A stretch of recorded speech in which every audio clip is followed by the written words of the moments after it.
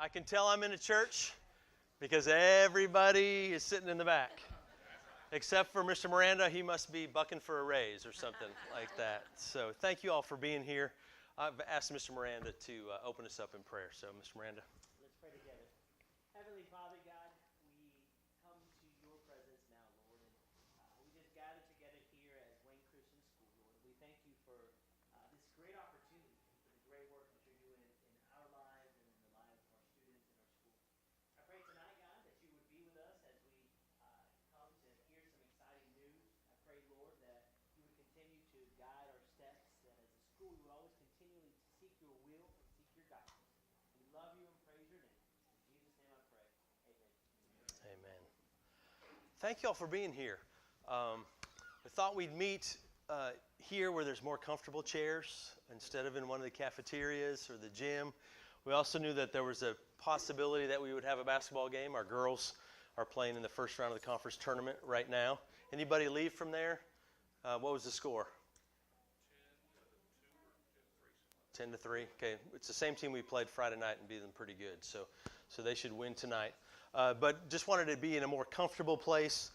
Maybe we could show you some visuals with the PowerPoint and just be a little bit more comfortable. So I want to thank Pastor Jonathan and Freedom Baptist Church for allowing us to be here tonight. They are one of our two sponsoring churches. They sponsor us, and so does Community Baptist in LaGrange. So that's kind of how we have a connection here. Tonight, I'm going to present some things to you, kind of lay out a plan that we want to work towards or work to over the next couple of years. And so I'm just going to go through slides. And so if you have questions or anything like that, afterwards, feel free to come on up to me or Mr. Miranda. Mrs. Ford is around here. Mrs. Stevens is back there. So feel free to come up afterwards and ask us questions, or you can email me or set up an appointment to meet with any one of us. But tonight, I just wanted to kind of share a little bit of our plan for the school. And I'm excited about it. But what I realized as we were preparing for tonight is that I haven't met a lot of you. I've met your kids as I've walked through the halls at school. So I want to take a few minutes just to kind of share with you who I am and where I come from, and just I want you to just get a little bit of insight to what drives me. I graduated from college eons ago with a degree in computer science and mathematics, and I was hired straight out of college from Loral Aerospace as a software engineer, and I worked up in NORAD for a little bit. Anybody who's seen the 80s movie War Games? Some people are as old as me, okay? It looks nothing like that at all. Matter of fact, you could probably sign up for a tour if you make it through. And Steve, I know you won't make it through all of the security checks, but if you make it through the security checks, you actually would probably see more of NORAD than I was ever able to see. I was allowed in 2 rooms and the cafeteria. So not as glamorous as it might sound, but I was a software engineer for 8.5 years. And while I was in college, I was involved with some things that led me into wanting to work with kids at some point after graduation. I just didn't know what. Well, my wife was working with, she's a teacher at an elementary school in Colorado Springs, and a lady that she worked with, her husband was a football and basketball coach at a local school. And I said, well, I think I know what God wants me to do. He wants me to work with kids. And so I volunteered. I worked all day, then went to practice in the afternoons. And then God started working on me. He said, this is what I'm calling you to do. And so in 1998, I quit my job and moved my family from Colorado to Florida to go into full-time teaching and coaching. And we were at Palm Beach Atlantic University, where I coached men's basketball,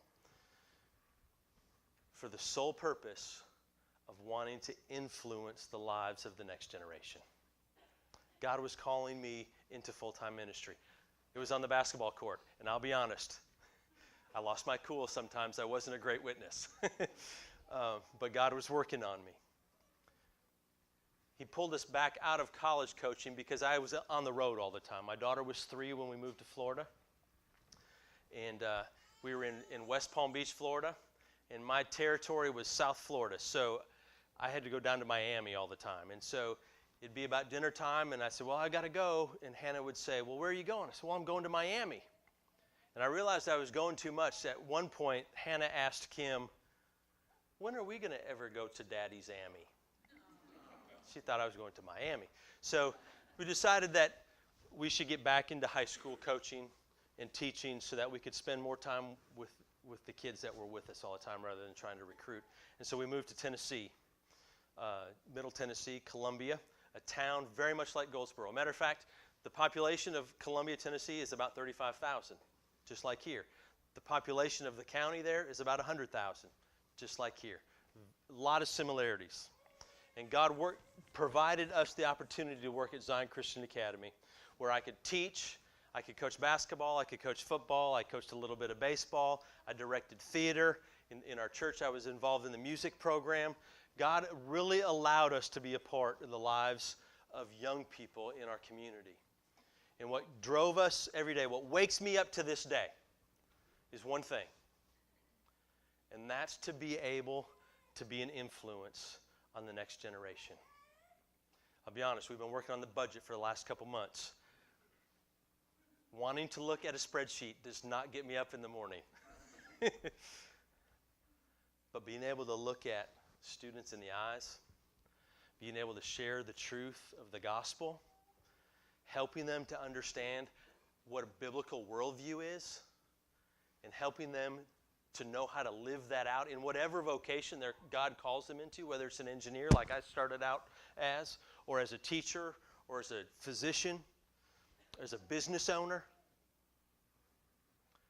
That's what gets me going every day. It's why I quit my real job in 1998, so that I could take off the suit and wear shorts and a t-shirt every day. And here I am in a suit again. That's the irony of it. But that's what gets me up in the morning. And that's what brought me to Wayne County 7 months ago.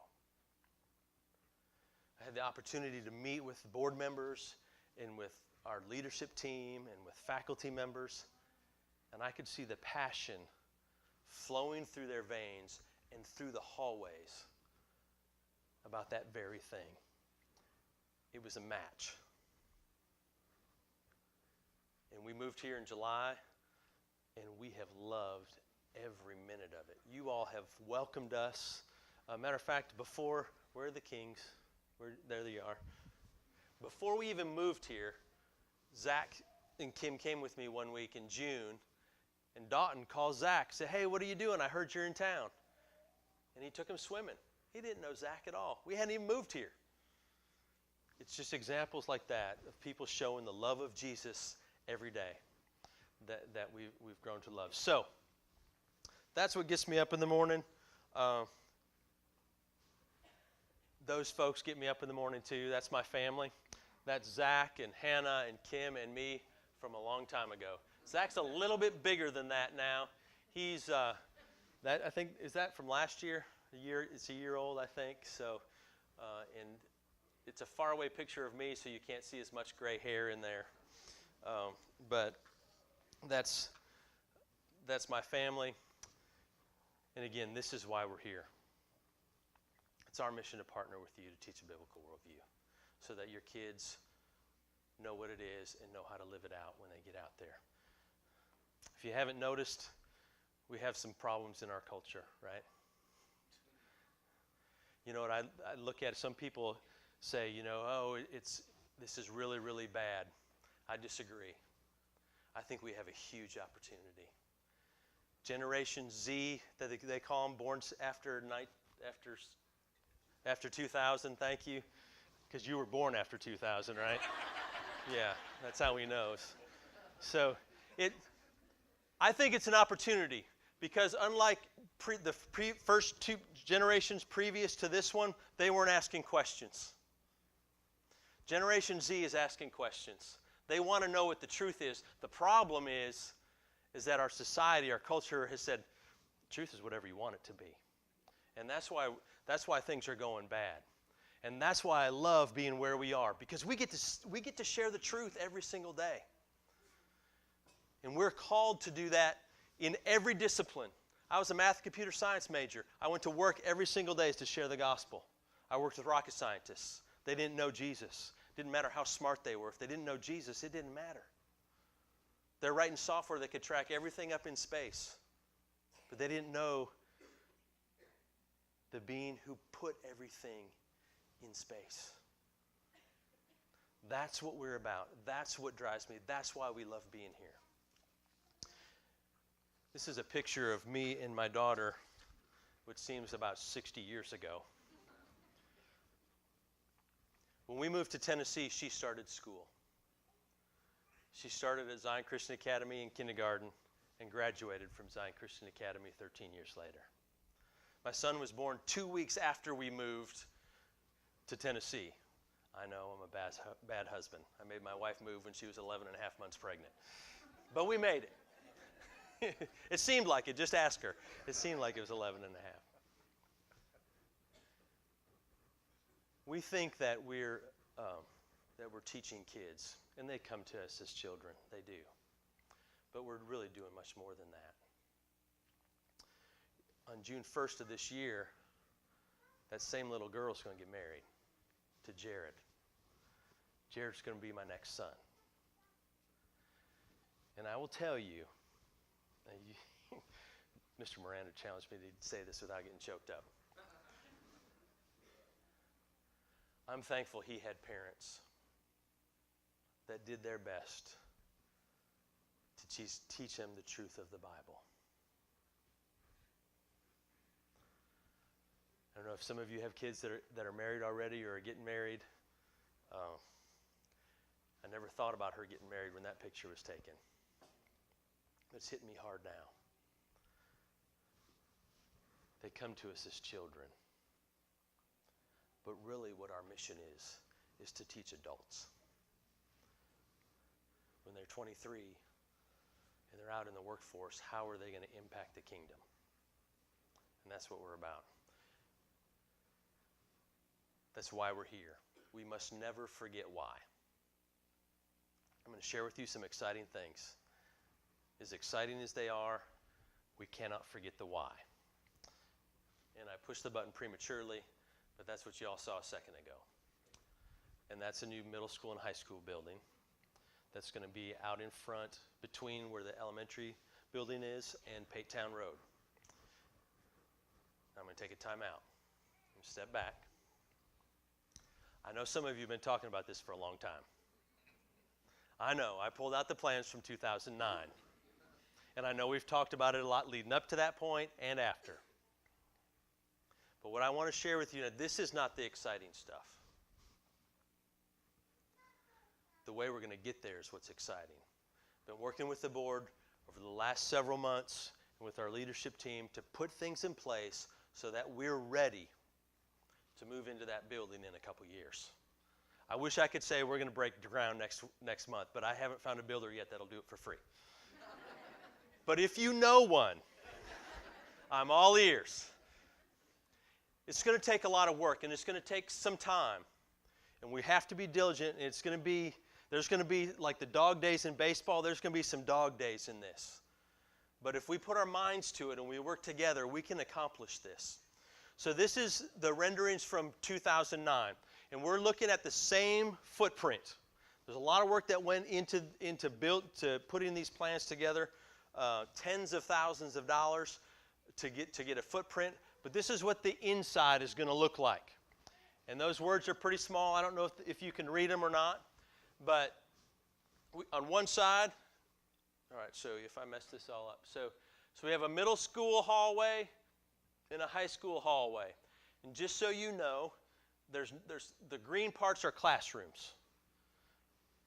And there are 24 classrooms in there. And that includes a couple of science labs as well that are right in here.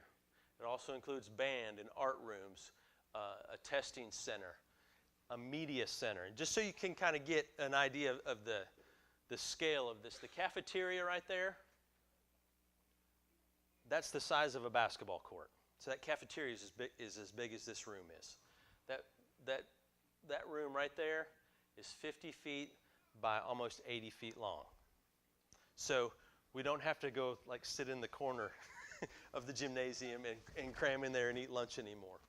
We can start to make decisions about when we go eat that coincide a little bit better with maybe an academic schedule, rather than saying, no, we got to go to lunch now because that's when the time slot is available.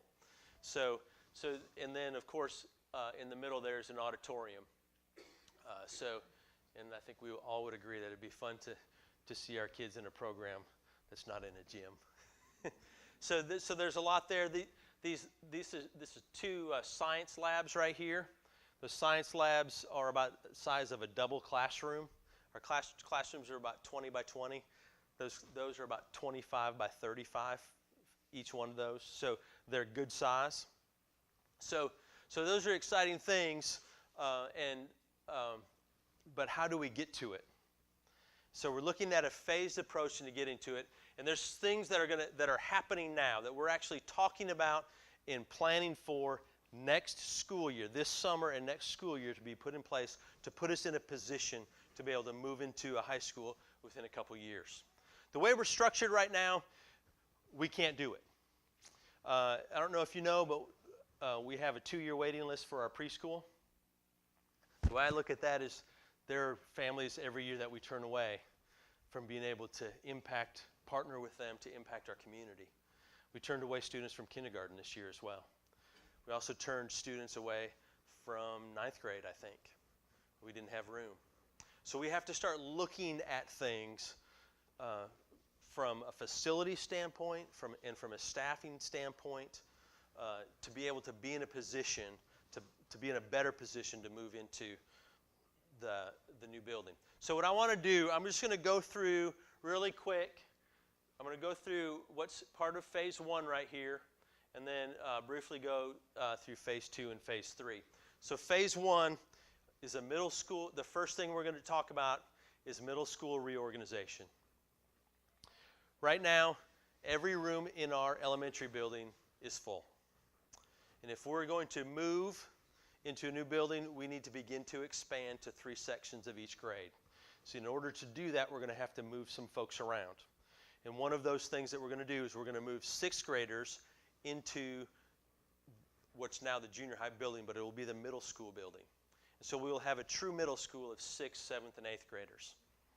And I think 90 to 95% will be able to house all of their classes in that first building, that junior high building. Mrs. Britt and Mrs. Newberry will be moving up with those 6th graders. Mrs. Britt will be teaching science to the middle schoolers, and Mrs. Newberry will be teaching math to the middle schoolers. And I'm going to say this, one of the key things that we need to do in expanding with staffing is we need to begin, our lower campus and upper campus are very interconnected. And so what I mean by that is, like Mrs. Newberry right now, she teaches 5th grade math, 6th grade math, and 7th grade math. And 7th grade right now is in our junior high, and they operate on a different schedule than what our 5th and 6th graders do. But because we wanted to have the best teacher available teaching 7th grade math, she moved into that position. Well, we kind of had to move some things around. And so scheduling that 7th grade math class was a little bit difficult because of how it impacted 5th and 6th grade. We also have other interdependencies like art. We have one art room, and we have 13 grades. So it's hard to schedule art during the day. So there are a number of things. And that's kind of what getting into class expansion is we want to open up K4, K5, and 1st grade to 3 sections of students. We have a waiting list for K4 right now, which means we have a waiting list for K5. We turned people away for K5 this year, so we know we have people waiting to get into 1st grade. And we had an open house this morning, and I think we had 5 kindergarten families at the open house. So the numbers are there to expand those. And the other thing that it does is there's another grade that we have in elementary that is right on the brink of moving into a 3rd section. So by moving 6th grade out of the elementary building, that allows us the flexibility that if we have students families applying, that we actually have the capacity to expand into a third section for those grades. So moving those sixth graders up to the junior high building is going to take a little bit of work as well. We're going to actually have to move a wall. Thankfully, they're portables. They're temporary all the way around, so we can move any of them. But what we'll do is we'll move one of those walls, have a bigger classroom. Will be split into two, and then we'll have enough for all of our homerooms for middle school. And the other thing that we're going to do is we're going to take the elementary portion of the library. How many of you have been in the library? Oh, I'm glad to see all the kids raise their hands. All right. So we're going to take the elementary portion of the library and we're going to move it to what is right now our extended care building on the other side of campus.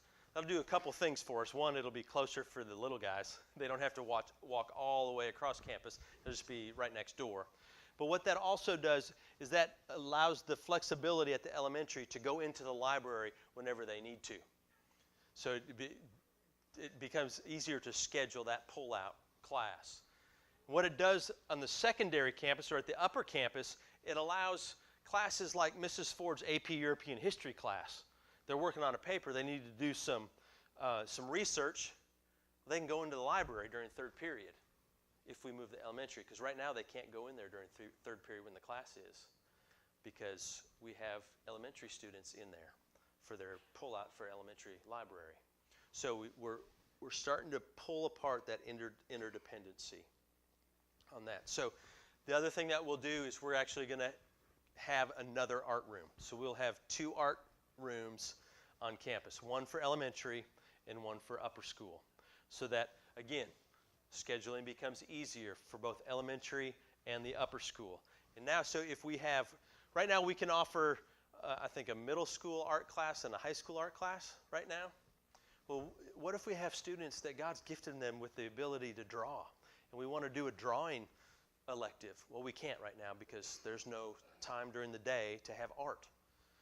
But separating them out gives us the opportunity to schedule things like that. It also gives us the ability to, so staffing-wise, what we're working towards then as well is an upper school art teacher and a lower school art teacher. We're also going to move the music room into the extended care building. So the 3 rooms that are in there will now be utilized throughout the day. Right now they sit empty. And so it's music and art and then the library. So it almost becomes like a little mini fine arts building. But then we'll also have a part-time music for lower school and for upper school. So again, we can begin to offer electives as we move down the road and we begin to grow. So right now we have, at the upper campus, we have a performing arts class. It's for grades 9 through 12. There's nothing for middle schoolers. If you want to do it in middle school, you have to do it after school. And it's choir and theater and a couple other things I think that they do in there. So eventually what we'd like to do is be able to have a choral class for middle school and high school, theater for middle school and high school, and maybe even band for upper elementary and for the upper grades. So making these moves right now puts us in a position down the road to be able to better provide those types of electives. I need to make sure I didn't miss anything up there. I want to close this. I want to close this slide out with this point, and it's the second point up there. I'm having trouble reading that, so I don't know. Hopefully, your eyes are better than mine. But we want to move, and I shared this with the faculty today. At a Christian school, if you're working at a Christian school, you got to do a lot of different things. And a lot of times we're asked to do things that really aren't in our wheelhouse. You know, it's not my sweet spot. You know, algebra, I'll say, algebra is my sweet spot. Pre-calc, not so much. I can teach it, but algebra is my sweet spot. History, that would be a disaster if I was teaching it. I've taught speech in the past. Not necessarily my sweet spot, but I did it. What we want to move towards is we want to get our faculty in their sweet spot. And so being able to separate out lower school, middle school, and upper school, we can begin to put teachers in that place where they shine. I'll tell you, Mrs. Newberry, her place to shine is middle school math. She'll be able to do that all day, every day. She's going to love it, and your kids are going to love it. And so that's our goal. That's just an example of what we want to be. A lot of times in Christian schools, I've been in Christian education since 1995 when I had my first head basketball job. Middle school is like the redheaded stepchild. It is, because the math is not super accelerated. The science, it's not physics, right? It's general science. Even, grammar in English, the literature is not really heavy yet because they're 13 years old, right? So what ends up happening at a Christian school is we hire somebody who can teach physics and chemistry, and then, oh yeah, we need you to teach 7th grade science. And what we want to do is we want to have a 7th grade science teacher. We want to have a middle school science teacher, a teacher who she wakes up every day, and I think we have one, Mrs. Britt. Wakes up every day thinking, all right, how can I make science and get more engaging today?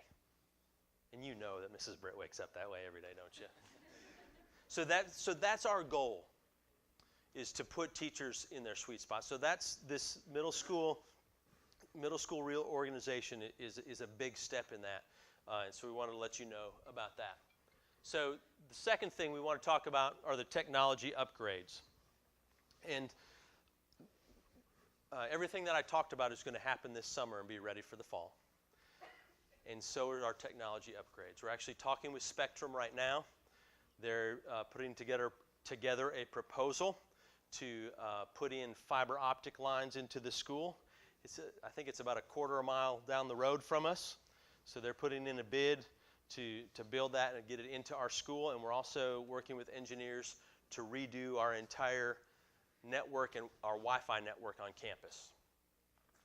Because what we want to do is we want to put technology in the hands of our kids in a way that we can teach them how to use it correctly. There's a lot of talk about screen time, so we're not talking about putting kids in front of screens more. We're talking about teaching them to use technology as a tool. Like it or not, technology is here. I was in San Antonio last week with a bunch of educators. I was talking with a guy who's finishing up his dissertation, and I'm going to get this wrong, but it sounds really fancy. Qualitative measurement of technology on high school students. And basically, he's working with several schools and assessing how technology is impacting these kids as they go through school. And what the kids are saying when it's used right is that it's really preparing us. It prepared me. When I got into college, I was ready to go. I was a leg up on some of my classmates, or when they got out into the workforce. So we want to teach them that this phone or this tablet or this computer is not just an entertainment device, that it can be used. And so what our plan is to get a tablet cart.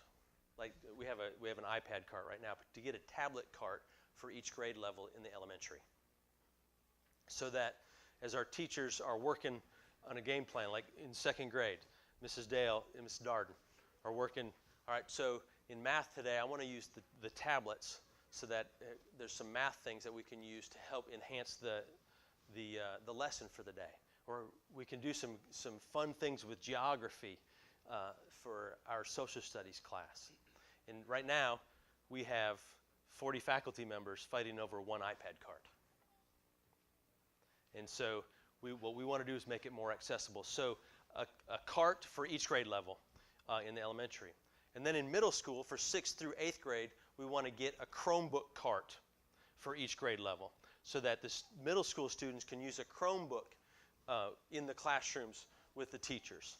And basically 3 sets so that the 6 or 8 teachers that are teaching middle school can work among themselves, can schedule those 3 carts to work at it that way.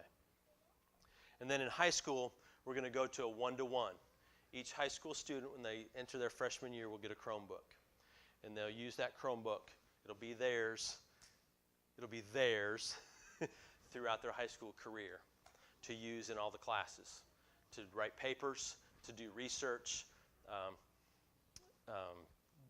We're not going to online classes, but there's a lot of things that we can do to supplement and to enhance that experience in the classroom with those things. Upon graduation, we will gift that Chromebook to each of those students so that they have it with them. My experience has been that students that use the Chromebooks in the classes in high school, where I came from, they were begging us to keep the Chromebooks when they went on to college. They didn't have that plan in place where I was before. But I'm even talking die-hard Apple people. So that really spoke volumes to me. They had Apple everything, but she wanted that Chromebook when she went off to college. So that's our technology plan, is to put that in their hands so that they can work at it. But the key, again, I can't stress enough, we go back to our why. It's not just it's shiny and we can maybe get a good article in the paper or something that, hey, we got a lot of technology. There's a purpose for it. That is to enhance what's going on in the classroom. When we were talking to the teachers today, one of the teachers asked the question, well, would they ever replace textbooks? Probably not as long as I'm here. I believe that those written books, I don't think you can replace those. However, the electronic devices can help those students that really need that help. Or, if your daughter weighs 75 pounds and her backpack weighs 150, right? Down the road, there will be options that we could get e-textbooks in addition to the textbooks that we have that are hard copies. So, and in those e-textbooks, there's some really neat things. You can highlight a word. How many of you, when you were in school, you didn't know what the word was? You asked your teacher, and what'd she tell you? Go look it up, yeah? Well, now you just highlight it in the e-textbook, and the definition pops up. So you can take notes right in it. You can make flashcards for studying right in the middle of those e-textbooks. So there are some great advantages to doing that, but I think there's still some great advantages to those books that we put our hands on as well. Now, to make this happen, it's going to cost a little bit of money. And so what we're implementing a technology fee this coming year, and it'll be a graduated fee. It'll be $50 for elementary students. It'll be $75 for middle school students. It'll be $100 for high school students. And what all that does is that's helping us purchase the machines, to help maintain those machines, and upkeep or keep up the network and things as we're going through it. So that's going to be an added fee for this year, but I wanted to be up front and let you know that that was coming, but I also wanted to show you the different things that we're doing with it. So the next thing we're talking about is utilization of space, and I kind of touched on this earlier, moving the elementary library, the art room, and the music room, putting us in a position to be able to expand our classes or sections of each of those classes.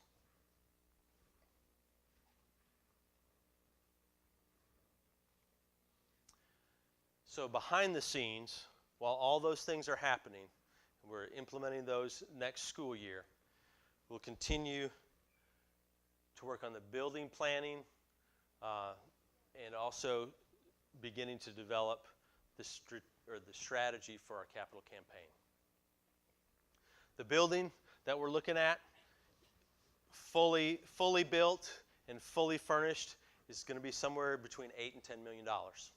So it's a big chunk, but we believe it's worth it, and we believe that the steps that we just talked about are those first steps that we need to take down that road. We believe with hard work and with much prayer and working together that we can attain that. But while all of this stuff, these things have started already, and they'll continue to go, and as we continue to work on those and flesh out those plans, we will update you. And there's some information that you can pick up today. We actually have enrollment packets for you to take, re-enrollment packets that you can take with you tonight when you leave. And in those packets, there's information of all the stuff that we talked about tonight. So you can look at you can look at some more details on that. So again, the overview, I just talked about phase 1 here, and there's a lot there. Phase 2 is launching the capital campaign, breaking the ground. As part of breaking or building the new building, we move all the cafeteria and kitchen out of the gym area, and we'll repurpose that area with locker rooms, storage, and a weight room, so that we can enhance not just our athletic programs, but we can begin to offer more physical education class. So we could offer a weight training class, but then all of our teams could be using the weight room as well. So, and then in addition to that, upgrading the gym floor to a wood floor. I spent a couple minutes the other day with Mr. Budden and Mr. Richards in there trying to push down the bubbles. Got a little humid over the weekend, and so we were pushing bubbles down on that. And then phase 3 would be to actually expanding or improving our outdoor athletic facilities even more and adding another gymnasium. You might think, another gymnasium? That seems kind of frivolous. It's my dream that every kid gets home by supper time. My son right now practices basketball every night at 6 o'clock, gets home at about 8:30, quarter to 9. And it's that way at a lot of schools, I know it is. But it's a dream of mine that we could put another gymnasium either right next to or right behind Clifford Gym. That could be either a new gym where we play our games or an auxiliary gym where we practice in. But we can, with all the teams that we have, because we have a lot of kids who participate in our sports, we can get them home by 6 o'clock every night. Then that just makes family time much better and makes dinner time a lot better. So this is the dream. But our why never changes. We still want to treasure Christ, train minds, so that lives can be transformed. And the thing about it is, it can't just be one person or a small group of people. It can't just be me and the board. It can't just be the leadership team at the school. And it can't just be the faculty. It's going to take all of us. We each have unique gifts and abilities. God has given us, has blessed each one of us differently. And this task over the next couple of years is we're going to call upon all of our gifts. And they'll start like this summer. We'll need to move the library. The books don't move on their own. So we'll have to move shelves. Tell you, I want to paint all the hallways. I want to fix up the bathrooms so they look better. You're welcome, Mrs. Ford. We want to fix up the extended care building so that when we move an art room and a music room and the elementary library in there, it's not moving into an old building. This is where our kids are. This is where our kids are learning about our Creator. And so we want to make all of these things better. So there's a lot of things that you may sit back and say, $8 million is a lot of money. It is, but not for a God who has cattle on 1,000 hills. And we have a great family community here. If we pitch in, not only will we raise the money, but how much fun will we have? I was going to say painting, but I never have fun painting. Ask my wife. But how much fun would we have together in these projects? We all hear stories about years gone by, right? I remember Miss Kovo was talking this afternoon. She said, I remember when we moved from that 3-story building out to where we are now. People never thought in a million years that we'd be on a new property. Because then I remember, Mrs. Kovo is still talking, and I remember I started to dream about a gym. And then it happened. What I can't wait for is in 20 years when I have my cane. I remember when we didn't ever think we'd have a high school. And now look what we have. A lot of these things are shiny. They're new things. But that's not the point of what we're doing. It all goes back to the classroom. Let's make that experience great so that when these kids grow up and they become the leaders, they change this culture that we think is a mess right now. They want to. They want to know the truth, and we have the privilege of giving it to them. So thank you for being here tonight.